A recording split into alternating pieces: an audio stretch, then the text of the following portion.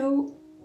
Alors aujourd'hui, on va parler un petit peu de mes objectifs pour 2025. Donc on vient de finir 2024 avec pas mal de chiens en acrylique.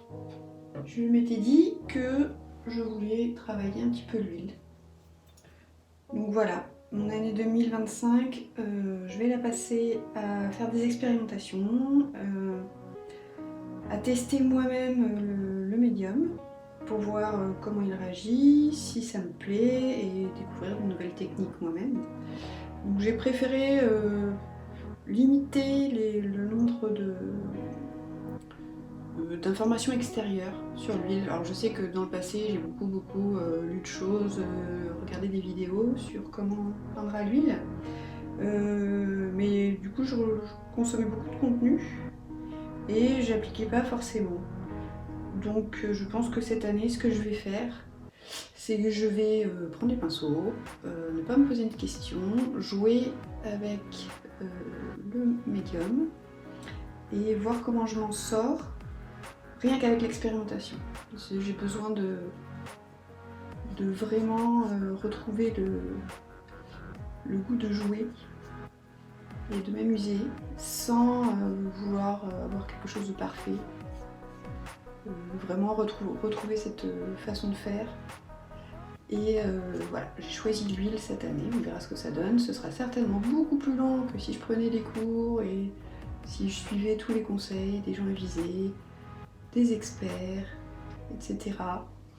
Mais j'ai pas envie de faire ça. J'ai envie de découvrir par moi-même, découvrir des nouvelles techniques, même si elles sont pas optimisées et si c'est pas les meilleures.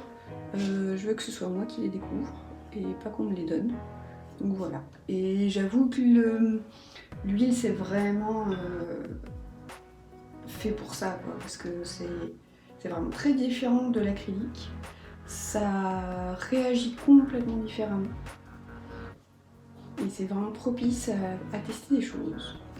Alors, par contre, comme je suis en intérieur dans une pièce de maison et que je n'ai pas d'atelier à moi, j'ai choisi d'utiliser de l'huile hydrosoluble, diluable à l'eau, pour pas utiliser de solvant, que ça sent pas trop fort, et puis essayer de faire des choses rapides.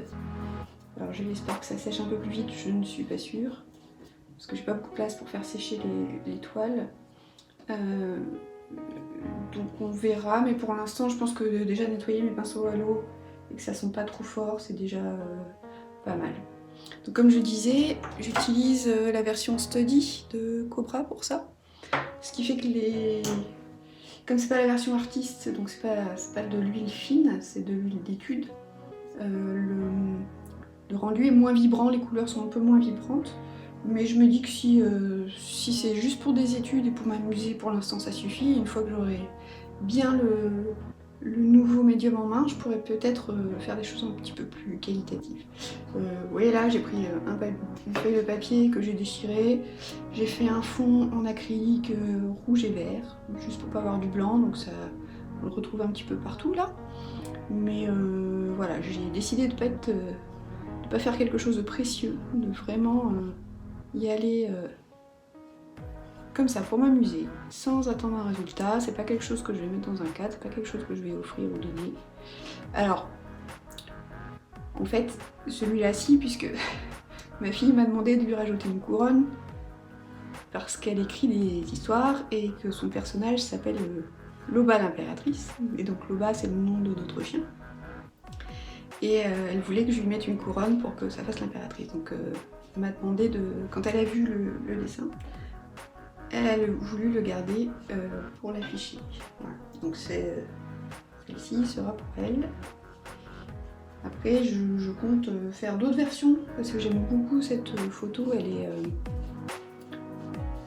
Elle est prise avec un ensoleillement extrême. Donc le soleil venait de la fenêtre là, on a l'ombre du canapé ici. Et voilà, on voit très bien les zones éclairées, les zones un peu plus foncées. Donc voilà, moi j'adore cette photo, elle est très sympa. Je pense qu'il va falloir que je rajoute un petit peu de orange. dans le fond là.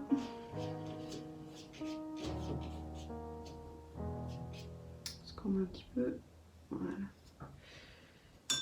Alors le dosage d'eau avec ces aquarelles n'est pas aisé.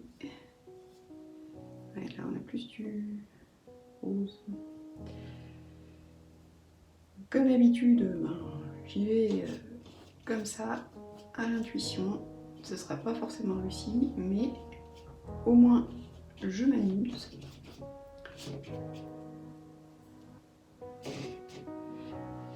Et puis c'est pas mal, je trouve. Hein.